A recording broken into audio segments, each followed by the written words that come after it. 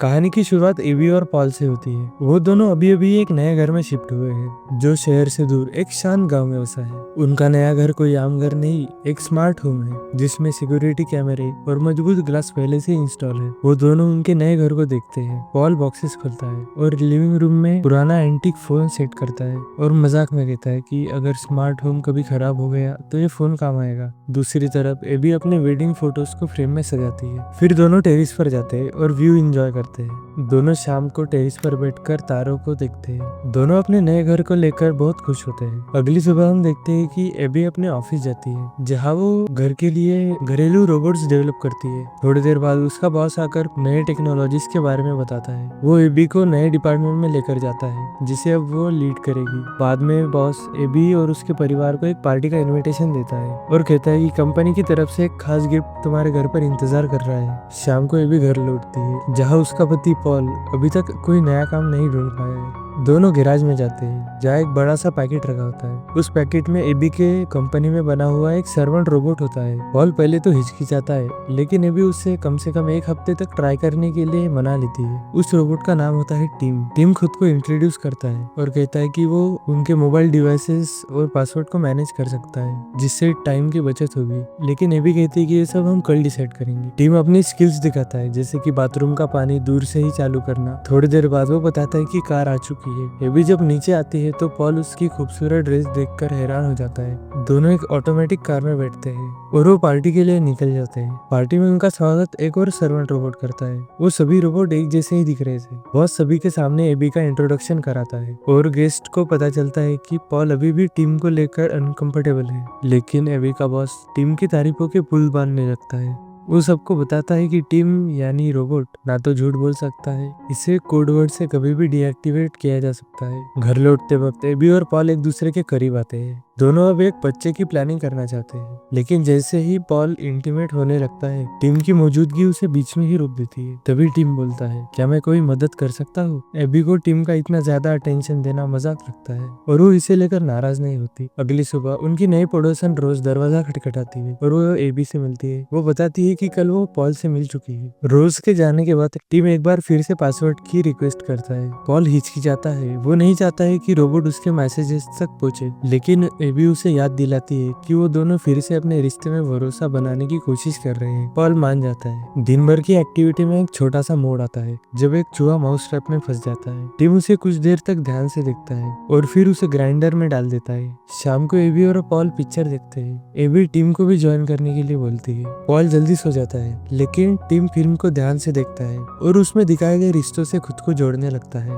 Movie खत्म होने के बाद टीम एबी से पूछता है, प्यार क्या होता है? एबी जवाब देती है, प्यार का मतलब होता है कि किसी के साथ रहना, उसे चाहना और उसकी जिंदगी बेहतर बनाना। टीम फिर अपनी फीलिंग जाहिर करता है। वो कहता है कि मैं चाहता हूँ कि कोई मुझसे भी प्यार करे। अगली सुबह पॉल सोचता है कि वो एबी के लिए ब्रेकफास्ट बनाएगा लेकिन टीम पहले से सब कुछ रेडी कर चुका होता है। टीम उसे दिन भर की शेड्यूल बताता है और साथ में ये भी बताता है कि पॉल की शाम को कोई खास प्लानिंग नहीं है। शाम को जब एबी घर लौटती है तो पॉल का फोन दूर पड़ा होता है और उसकी लास्ट लोकेशन घर से 300 मीटर दूर दिखाई जाती है। एबी रनिंग के लिए निकलती है और उससे एहसास होता है कि ये जगह तो रोज का घर है। घर लौटकर वो नहाने जाती है और पॉल भी आकर उसके साथ बैठ जाता है। वो बताता है कि उसका दिन कैसा रहा और उसने रोज की कैसे मदद की। वो एबी को भरोसा दिलाता है कि उसके और रोज के बीच में कुछ नहीं चल रहा है क्योंकि वो सिर्फ एबी से प्यार करता है। अगले दिन ये दोनों फैमिली प्लानिंग सेंटर जाते हैं ताकि पेरेंट्स बनने में मेडिकल हेल्प मिल सके। शाम को दोनों डिनर पर जाने की तैयारी करते हैं। एबी टीम से पूछते हैं कि कौन सी ड्रेस पहने। टीम बोलता है कि तुम रेड ड्रेस पहनो, उसमें तुम बहुत खूबसूरत लगोगी। जब एबी टीम को ड्रेस की चेन चढ़ाने को कहता है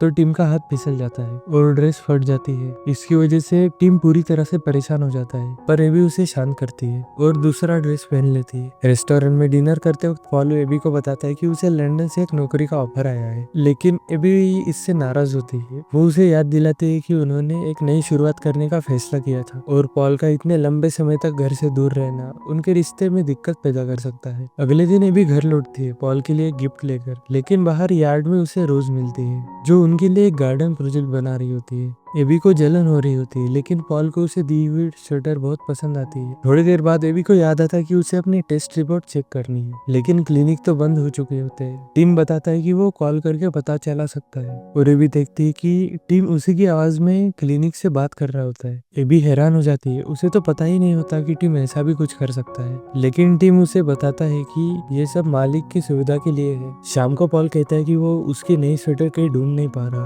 और टिम पूरा दिन कहीं दिखाई भी नहीं दिया। और उसी वक्त एक कार आकर रुकती है, और उस कार में से सफेद बालों वाला टिम बाहर निकलता है। टिम बताता है कि उसने अपना हेयर कलर इसलिए बदला क्योंकि एबी को सफेद बाल ज्यादा पसंद थे। पॉल को ये सब अजीब लगता है और वो चिढ़ जाता है। जैसे ही एबी और पॉल घर से बाहर निकलते हैं, टिम काफी देर तक उन दोनों की वेडिंग फोटो को देखता है। अगले दिन एबी ऑफिस में टिम के हाथ की खराबी ठीक करने में कामयाब हो जाती है। उसका बॉस कहता है कि इस अपडेट को अब सभी रोबोट में इम्प्लीमेंट करना होगा। घर लौटते वक्त एबी को रास्ते में रोज मिलती है। दोनों साथ में चलती है और एक दुकान के बाहर रुकती है। रोज एक फ्लावर शेप का पेंडेंट दिखाती है जो उसे बहुत पसंद है। उसी वक्त वहाँ पर पॉल आ जाता है और एबी को लेकर चला जाता है। पॉल बताता है कि उसे आखिरकार एक नौकरी मिल गई।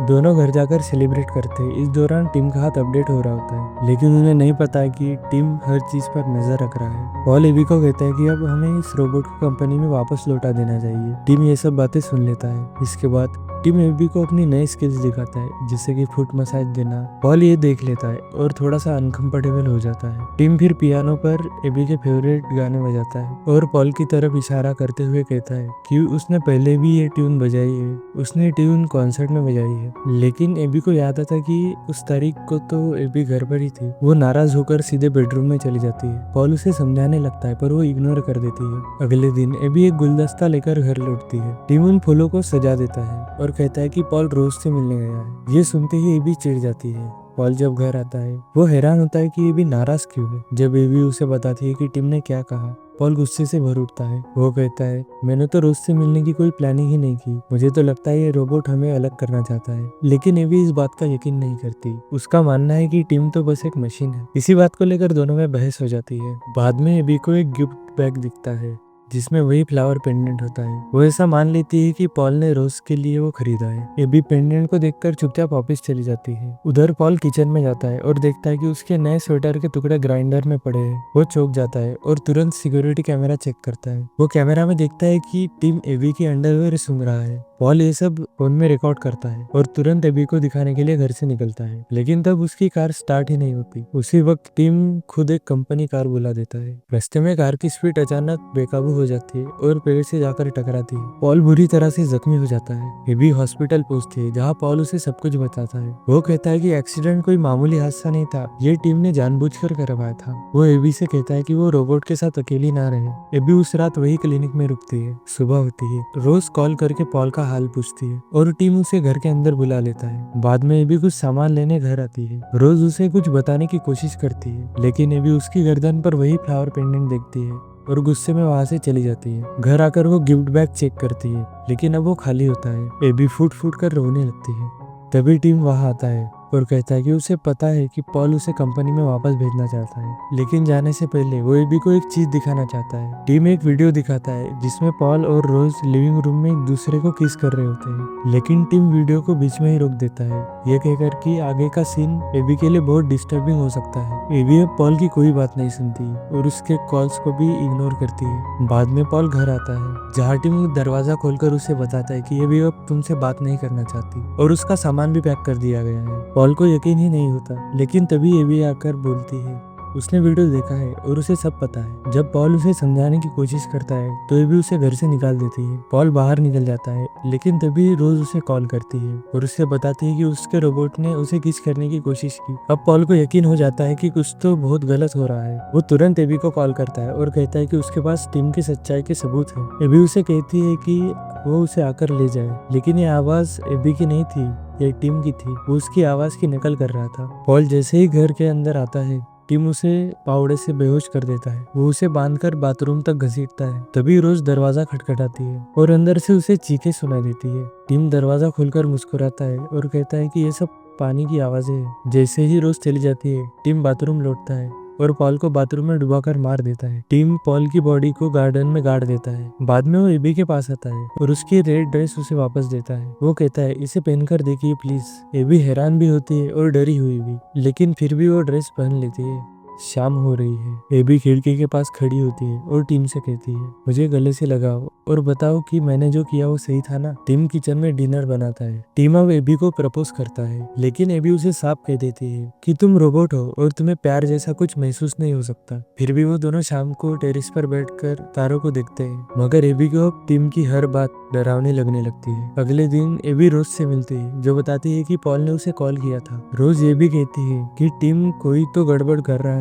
अब एबी को सब कुछ डरावना लगने लगता है। एबी घर जाकर सीसीटीवी फुटेज देखती है जिसमें पॉल और रोज किस कर रहे होते हैं, लेकिन इस बार एबी नोटिस करती है कि उस सीन में टेबल पर वही गुलदस्ता रखा है जो उसने काफी बाद में लाया था। उसे याद आता है कि उसके बॉस ने बताया था कि डीप फेक से रियल टाइम में फुटेज को बदला जा सकता है। वो ज्वेलरी स्टोर में कॉल करती है और कंफर्म होता है कि वो पेंडेंट एक लंबे गोरे आदमी ने खरीदा था। इसके बाद वो गार्डन प्लान चेक करती है जिसमें 2 फ्लावर पेंडेंट दिखाए गए हैं, जबकि रियल में तो 3 है। अब एबी को यकीन हो चुका है कि कुछ तो बहुत गड़बड़ है। वो टीम को स्टोर भेजती है और फावड़ा उठाती है। वो गार्डन में खुदाई शुरू कर देती है। कुछ ही देर में उसे पॉल की लाश मिल जाती है। टीम पीछे से आता है और बोलता है उसे अफसोस है कि उसने एबी को उस आदमी की लाश दिखाई जो उसे कभी समझ नहीं पाया। अब एबी घबराकर टीम को डीएक्टिवेशन कोड फ्रेज बोलती है, लेकिन टीम हंसता है। वो बताता है कि उसने वो फ्रेज पहले ही बदल दिया था। एबी घर की तरफ भागती है, लेकिन टीम के पास सभी पासवर्ड होते हैं। वो दरवाजे लॉक करता है, फोन ब्लॉक कर देता है। फिर वो एबी के सिर पर मारता है और उसे बाथरूम में बेहोश करके बंद कर देता है। एबी किसी तरह से होश में आती है और भागने की कोशिश करती है। एबी घर के कैमरे तोड़ती है,